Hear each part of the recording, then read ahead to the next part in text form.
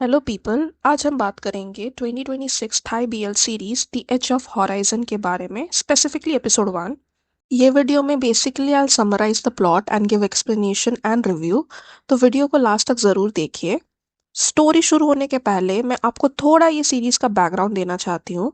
The series is set in the year around 1902 से 1932 के बीच में, and the year 1932 was a very significant time for Thailand, क्योंकि इस दौरान थाईलैंड में एक बहुत बड़ा हिस्टोरिक रिवॉल्यूशन हुआ था known as the Siamese revolution. उस टाइम पे थाईलैंड को वैसे सियाम बोला जाता था। एंड ये रिवॉल्यूशन इसलिए हुआ था बिकॉज तब के टाइम पे बहुत क्लास डिस्क्रिमिनेशन था, एंड जो रॉयल फैमिली थे उनके पास एब्सोल्यूट पावर था कंट्री को रूल करने का। थाईलैंड में वैसे अभी भी मोनार्की एग्जिस्ट करता है, but after the year 1932 Thailand का जो कॉन्स्टिट्यूशनल राइट्स है वो अब प्राइम मिनिस्टर एंड पार्लियामेंट के हाथ में है, who are elected by the people. Anyways, let's get started with this series. In the year 1902, we see two kids goofing around. One is clearly the young master, and another is a servant. Fast forward 1914, we see the same kids now all grown up and दोनों बहुत close है. Servant का नाम fob रहता है, and जो उसका master है, who is a young royal by the way, is named Thin. Despite the difference in social class, Thin fob को अपना दोस्त जैसा ही ट्रीट करता है। दे सीम सो क्लोज कि फॉब की मम्मी को पहले से ही कुछ गलत लगना शुरू हो जाता। Fob is actually well regarded in the house hold despite being a servant. Thin के पापा जो कि एक प्रिंस रहते हैं, वो फॉब का एजुकेशन फंड कर रहे रहते हैं, एंड इवन उनका ये भी प्लान रहता है कि वो शायद फॉब को अब्रॉड भेज सके अपना एजुकेशन कंटिन्यू करने के लिए थिन के साथ। यहाँ पर थिन के पापा प्रिंस वासिन के इंटेंशन काफ़ी प्योर रहते हैं। वो फॉब पे इसलिए इतना खर्चा कर रहे रहते हैं क्योंकि ही नोज कि फॉब पढ़ाई में काफ़ी आगे है। बट एनीवेज यहाँ फॉब की वाहवाही हो ही रहती है कि थिन का बड़ा भाई प्रिंस शैट की एंट्री होती है, who is well a typical example of a rich spoiled brat who looks down on people. And as soon as he enters वो फॉब को जलील करना शुरू कर देता है।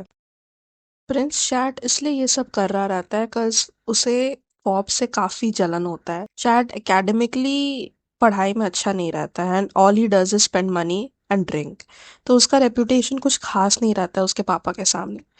पॉप को चैट की बातें सुनकर काफ़ी ख़राब लगता है बिकॉज चैट उसे बार बार पॉइंट आउट करता है कि he is just a servant, and there are times he feels कि क्या पढ़ाई के थ्रू वो अपना सिचुएशन चेंज कर पाएगा। पर थिन उसको हौसला देता है कि हालात बदल सकते हैं मेहनत करने से। इसी दौरान फिर से चैट आके पॉप को प्रोवोक करना शुरू कर देता है, बट चैट जब थिन को टारगेट करता है तो पॉप गुस्से से चैट को धक्का दे देता है, जिसकी वजह से उसे खून बहने लगता है। ये सब थिन की ग्रैंडमा एंड पॉप की मम्मी देख लेते हैं। इवन दो फॉप को उसके घर वाले पनिश नहीं करते हैं, बट स्टिल फॉप की मम्मी उसे पनिश करती है। She punish him like any other typical Asian mom, that is by a stick. पर फॉप की मम्मी का गुस्सा सिर्फ इस चीज को लेके नहीं रहता है कि उसने चैट को धक्का मारा। उन्हें इस बात का डर रहता है कि कहीं फॉब अपना लाइन क्रॉस ना कर दे। यहाँ हमें पता चलता है कि फॉब की मम्मी के फैमिली काफ़ी साल से रॉयल्टीज़ को सर्व करते आ रहे हैं।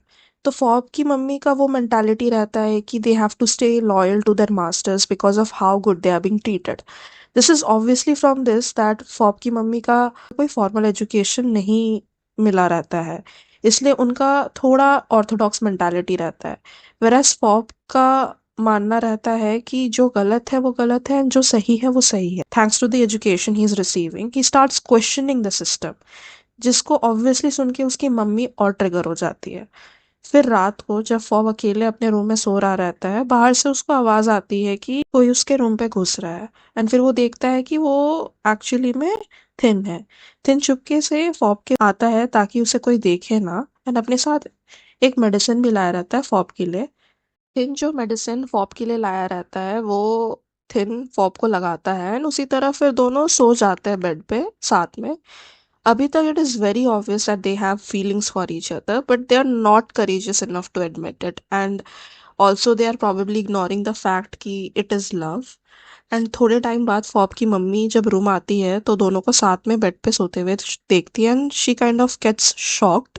एंड वो सुबह प्रिंस वासन के पास जाती है, थिन के पापा एंड ग्रैंडमा के पास जाके वो रिक्वेस्ट करती है उन लोगों से कि फॉप को पनिश करे, जिसको सुन के दोनों थिन के पापा एंड ग्रैंड माँ अग्री नहीं करते, बट फिर फॉब की मम्मी इंसिस्ट करती है कि एटलीस्ट फॉब को थिन से दूर रखे।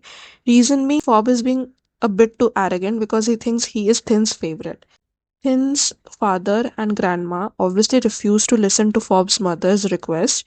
ये सब कॉन्वर्जेशन जो हो रहा रहता है फॉब सुन लेता है and he visibly gets hurt because उसकी मम्मी एक्टिवली फॉब को फिन से दूर रखना चाहती है, अलग करना चाहती है। जब वो अपनी मम्मी को कन्फ्रंट करता है तो यहाँ पर फॉब की मम्मी फॉब को थोड़ा रियलिटी चेक दे देती है कि यहाँ पर जो fob what he is actually feeling is wrong at so many level. जो चीज़ फॉब ओपनली एडमिट नहीं करने को रेडी रहता है वो चीज़ उसकी मम्मी इनडायरेक्टली उसे बोल देती है that she is well aware of his feelings for Finn. There is a class issue, gender issue, it's impossible to even think about the future together. तभी थिन के डैड थिन का engagement को लेके बात आगे बढ़ाते हैं, उसका शादी फिक्स कर लेते हैं प्रिंसेस सीरी के साथ। यहाँ पर again Chat starts throwing tantrum because he deeply loves princess Siri, but again उसके डैड चैट को जलील करना शुरू कर देते हैं। ये सुन के चैट गुस्सा हो जाता है एंड फिर वो अपना गुस्सा थिन पे निकालने पहुंच जाता है। एंड यहाँ पे even thin was not aware of this रिश्ता। जब थिन एंड फॉब दोनों सुन के शॉक हो जाते हैं कि थिन का शादी फिक्स हो गया है करके। Somewhere he understands कि Thin, a young royal, is supposed to marry a lady from another royal family because that is how it is supposed to be. Thin on the other hand अपने पापा को जाके confront करता है कि he doesn't want to get engaged to Princess Siri. इस part में काफी ऑब्वियस हो जाता है कि he has feelings for someone and that someone is obviously Fob. यहाँ पर थिन के डैड जब थिन का रिएक्शन देखते हैं तो उनको लगता है कि Finn actually like some lady from a common class and उसे बाद में सजेस्ट करते हैं कि he can take that lady as a mistress. So during this era I guess it was very normal for royalty to have multiple wifes. फिर आगे जाके Fob clearly starts avoiding Finn, घर पे भी एंड इवन स्कूल पे भी। Thin जब ये सब चीज़ें नोटिस करता है तो उसे ऑब्वियसली बहुत हर्ट फील होता है। वो लगता है कि फॉब उसे इसलिए अवॉइड कर रहा रहता है क्योंकि उसे चैट की बातों का बहुत बुरा लग जाता है। तभी एक लड़की फॉब के क्लासमेट के हाथों कुछ खाने का चीज़ भिजवाती है। ये सब देख के फॉब के क्लासमेट सब मिलके उसे चिढ़ाना शुरू कर देते हैं उस लड़की के नाम से। थिन जब ये सब देखता है तो ही clearly gets jealous. I mean look at him, it's so hard. फिर शाम को क्लब में अगेन जब फॉब एंड थिन के क्लासमेट चिढ़ा रहे रहते हैं तो out of jealousy Thin starts to drink more. Fob gets angry with all this teasing and फिर वो थिन को फॉलो करता है क्योंकि थिन तब उठ के भाग जाता है वो एरिया से। बाहर जाके thin starts vomiting cause he has drunk so much and Fob starts taking care of him. ये सब ड्रामा चैट दूर से देख लेता है and at this point he is everywhere where the drama is. लास्ट में दोनों ऑलमोस्ट किस कर लेते हैं एंड देन इसी टाइम पे चैट दोनों के पास जाता है एंड वो ये सब देख लेता है। So this is how the story ends. Overall this series is giving full on television serial vibe जिसे थाईलैंड में लकॉन बोलते हैं। Story line is well developed, like a lot of things are happening in the background but the direction is so tight कि focus हमारे main characters पे ही रहता है। Casting for the role of Thin and Pob are really good.